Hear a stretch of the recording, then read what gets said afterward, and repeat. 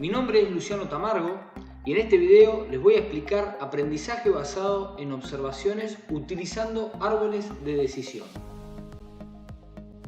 Aprender es una parte esencial de la inteligencia.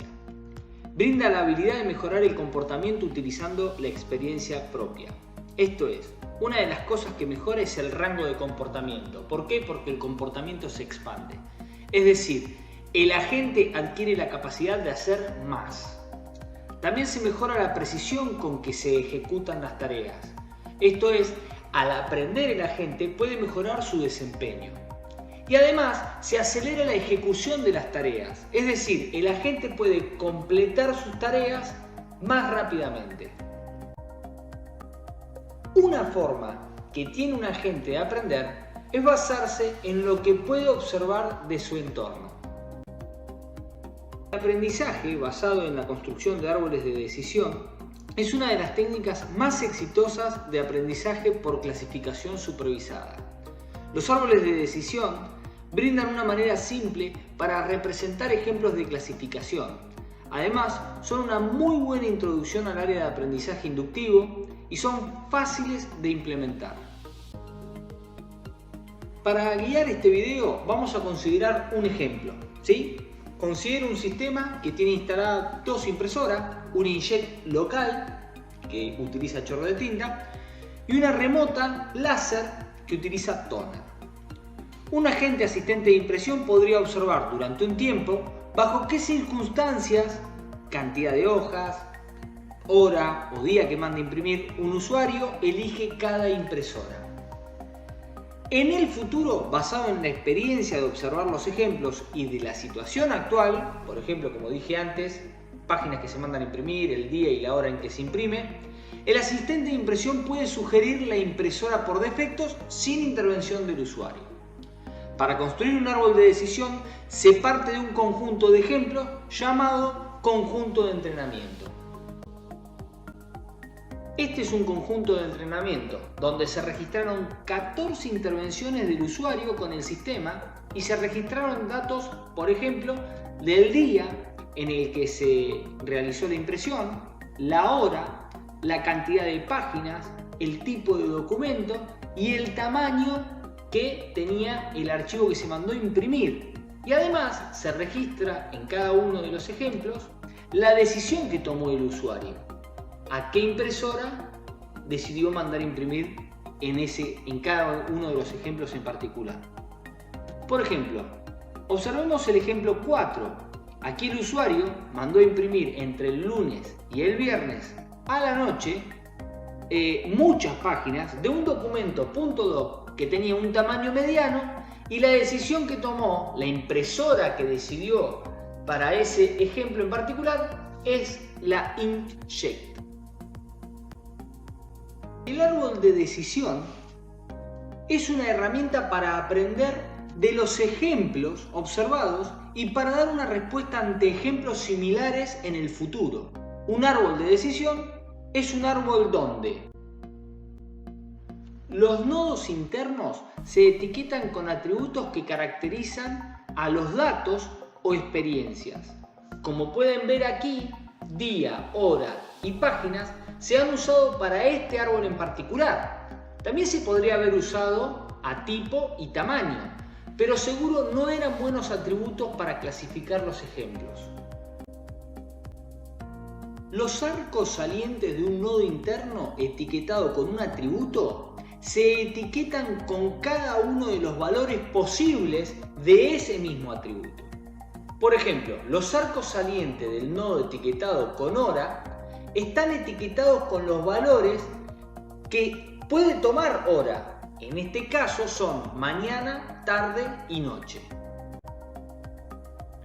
Las hojas del árbol se etiquetan con las clasificaciones, en este caso láser o inkjet. Se asume que los atributos tienen un rango de valores finito y discreto.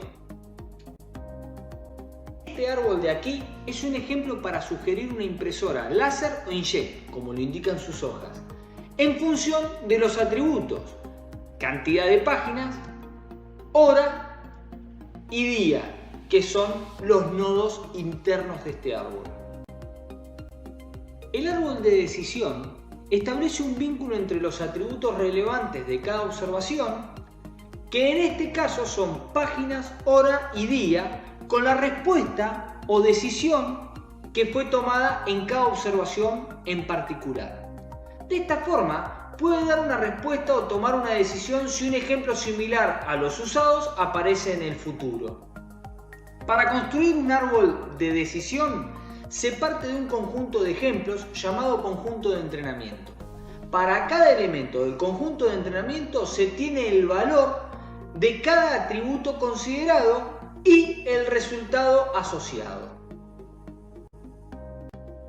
Para que el árbol de decisión pueda ser construido, es muy importante que el conjunto de entrenamiento sea adecuado.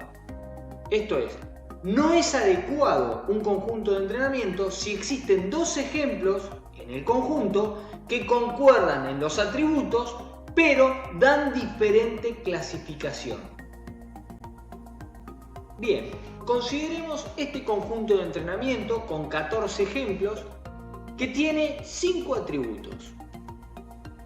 Día, con 2 valores, que puede ser de lunes a viernes o fin de semana. Hora, que puede tener 3 valores, mañana, tarde y noche. Páginas, que tiene 2 valores posibles, pocas cuando es menos de 10 y muchas cuando son más de 10. Tipo, que puede tener 3 valores, PDF, DOC o XLS. Tamaño, que tiene 3 valores también, chico, mediano y grande. Y además, 2 valores de clasificación, inkjet o láser. Este es el algoritmo propuesto por el libro Russell y Norvig, en el cual hay 3 parámetros de entrada y retorna un árbol de decisión. El primer parámetro es el conjunto de ejemplos que compone el conjunto de entrenamiento. El segundo parámetro es el conjunto de atributos que indica bajo qué circunstancias se sugiere una impresora. En el tercer parámetro se pasa un valor por defecto para cubrir algunos casos donde el resultado no es arbitrario. En la mayoría de los casos se indica el valor que aparece más veces. Sería uno de los valores de clasificación. En el ejemplo que estamos utilizando, el valor de clasificación que más aparece es inkjet. Si el conjunto de entrenamiento es vacío, retorna el valor por defecto, que en este caso, en nuestro ejemplo, sería inkjet.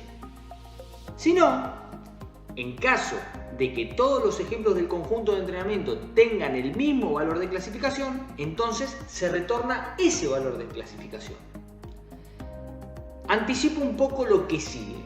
Noten ustedes que en la llamada recursiva se van consumiendo los atributos que se utilizan para caracterizar cada ejemplo. Es por ello que, si no se cumplen las dos condiciones anteriores y el conjunto de atributos es vacío, se retorna el valor de clasificación que más aparece en los ejemplos que quedan. La función choosAttribute toma como entrada los atributos y el conjunto de entrenamiento y elige el atributo que mejor clasifica, esto es, el que hace la mejor diferencia en la clasificación. Luego se crea un árbol cuya raíz es el atributo recién elegido. Luego, para cada valor de ese atributo, se arma un conjunto de entrenamiento nuevo que contiene solo los ejemplos del conjunto original cuyo valor en el atributo elegido es el del ciclo actual. Se arma un subárbol usando el mismo algoritmo que estamos describiendo, al cual lo invocamos recursivamente con el nuevo conjunto de ejemplos, que sería el conjunto original reducido. Además, le pasamos como parámetro el conjunto de atributos sin el atributo que acabamos de elegir y usamos como default el valor de clasificación que más aparece en el conjunto. Para terminar el ciclo, se agrega una rama al árbol que se va a retornar con la etiqueta del valor del ciclo actual, con el subárbol que retorna la llamada recursiva. Luego se retorna el árbol construido. Ahora les voy a mostrar una traza con nuestro ejemplo. La llamada inicial tiene el conjunto con los 14 ejemplos, todos, el conjunto de atributos, día, hora, página, tipo y tamaño, es decir, todos los atributos, y el valor por defecto, que en este caso va a ser inject, porque es el que más aparece en las decisiones de este conjunto de entrenamiento. Como el conjunto de ejemplo no es vacío y los ejemplos no tienen la misma clasificación y el conjunto de atributos tampoco es vacío, el algoritmo ejecuta choosAttribute con el conjunto de atributos que viene por parámetro y los ejemplos originales y genera las tablas que están a continuación para ver qué atributo es el que mejor diferencia en la clasificación hace. Consideremos primero el atributo día. Para hacer el cómputo confeccionamos una tabla donde se registra el total de veces que aparecen los valores en el atributo a computar. En este ejemplo contamos cuántas veces aparece de lunes a viernes en el atributo días. En este caso son 11. Y cuántas veces aparece finde, que en este caso son 3 veces que aparece finde. Luego contamos cuántas veces aparece el valor de clasificación inject en los 11 ejemplos donde el día es lunes a viernes. Y cuántas veces aparece el valor de clasificación láser en los 11 ejemplos donde el día es lunes a viernes. Hacemos lo mismo para los ejemplos cuyo valor es finde en el atributo día. Noten que día parecería ser un buen atributo para clasificar porque si el valor es finde podemos con certeza decir que la impresora que se tiene que sugerir es la inject. Veremos qué pasa con los otros atributos para ver si día es el mejor. Esta es la tablita para el atributo hora. Noten que puede tomar 3 valores, mañana, tarde y noche. Hay 5 apariciones de mañana, de las cuales 2 tienen como decisión láser y 3 inject. Y hay 6 apariciones de tarde, de las cuales 3 tienen decisión láser y 3 tienen decisión inject. Y hay 3 apariciones de noche, de las cuales las 3 tienen decisión inject. Esta es la tabla para el atributo páginas. Noten que puede tomar 2 valores, pocas y muchas. Hay 4 apariciones de pocas y de las cuales las 4 tienen como decisión inject. Y hay 10 apariciones para muchas, de las cuales 5 tienen decisión láser y 5 tienen decisión inject. Esta es la tabla para el atributo tipo. Noten que puede tomar 3 valores, PDF, DOC y XLS. Hay 4 apariciones de PDF, de las cuales una tiene como decisión láser y 3 tienen como decisión inject. Hay 6 apariciones de DOC, de las cuales 2 tienen decisión láser y 4 tienen decisión inject. Hay 4 apariciones de XLS, de las cuales 2 tienen decisión láser y 2 tienen decisión inject. Hacemos lo mismo con la tabla para el atributo tamaño y queda de esta forma. Una vez que tenemos todas las tablas, analizamos cuál es el atributo que hace la mejor diferencia en la clasificación. Día, hora y páginas son buenos candidatos, ya que en uno de sus valores, que están sombreados con amarillo, puede decidir con certeza cuál es la decisión correcta basada en los ejemplos del conjunto de entrenamiento. El mejor en este caso es Páginas, porque es el que mantiene la mayor diferencia, 4 y 0. Hay que tener mucho cuidado, porque el que mejor clasifica no siempre es el que tiene la mayor diferencia, sino el que tiene algún cero, porque es el que brinda certeza. Si no hay un atributo con algún valor con 0 apariciones, elige el de mayor diferencia en total. Salgamos por un rato del ejemplo concreto de la impresora para analizar un caso particular. Supongamos que hay 8 ejemplos en el conjunto de entrenamiento y hay 2 atributos, X e Y, que los caracterizan. Supongamos que sus tablas, luego de hacer los cálculos, quedan del modo que se ven en la pantalla. ¿Cuál es el atributo que mejor clasifica a los ejemplos? ¿X o Y? Uno puede sentirse tentado a elegir el atributo X porque con el valor B define con certeza por la decisión 2, clasificando de esta manera 4 ejemplos. Y el atributo Y, si bien clasifica con certeza con el atributo D y E, la mayor diferencia en los valores es de 3. Esto es una apreciación equivocada, ya que se debe considerar todos los ejemplos que se logra clasificar con certeza con el atributo más allá de los valores.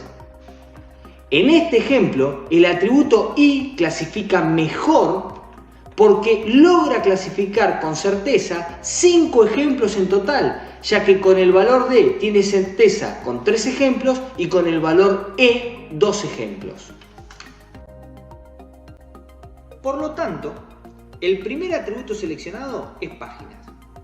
Siguiendo el algoritmo, best es igual a Páginas. La raíz del árbol a retornar estará etiquetada con Páginas. Ahora, hay que llamar recursivamente con cada valor del atributo Páginas. El atributo tiene 2 valores, pocas y muchas. Entonces, el árbol tendrá 2 ramas que salen del nodo Páginas.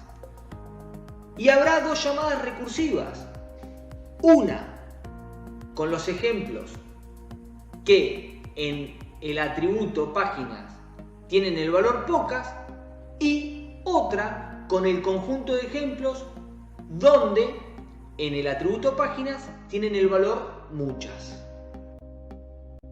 Supongamos que la primera llamada se hace considerando el valor pocas en el atributo Páginas. En la instrucción previa a la llamada se obtiene el conjunto de ejemplos donde el valor en el atributo Páginas es pocas. Por lo tanto, se llama recursivamente con esos ejemplos, que en este caso sería el conjunto de entrenamiento, estaría conformado por el ejemplo 1, 6, 9 y 14. El conjunto de atributos que pasamos por parámetro es el mismo que teníamos, menos el que acabamos de elegir como mejor. Esto es, llamamos con el conjunto de atributos que va a contener día, hora, tipo y tamaño. Y el valor por default ahora es inject, ya que es el que más aparece en este conjunto de ejemplos. Observe que para este conjunto nuevo de ejemplos, todos los resultados son inject, lo cual produce un subárbol de un solo nodo hoja etiquetado como inject. Luego, la llamada recursiva se hace considerando el valor muchas en el atributo Páginas, con este conjunto de entrenamiento nuevo, donde el valor en el atributo de Páginas es muchas. Una vez más, construimos las tablas para cada atributo del conjunto de ejemplos actual y elegimos el mejor. En este caso, el mejor que clasifica es el atributo horas. Con el conjunto reducido para el valor muchas, El segundo atributo seleccionado es hora.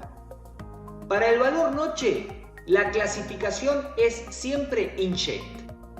Para los valores mañana y tarde, se debe considerar otro atributo. Para el valor mañana, el tercer atributo seleccionado es día, ya que clasifica mejor que los demás. Para el valor tarde, el tercer atributo seleccionado es también día.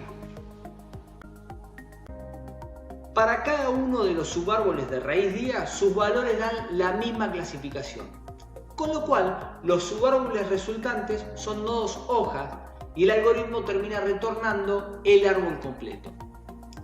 Este árbol que están viendo en pantalla en este momento es un árbol de decisión para sugerir una impresora láser o inject en función de los atributos cantidad de página, hora y día.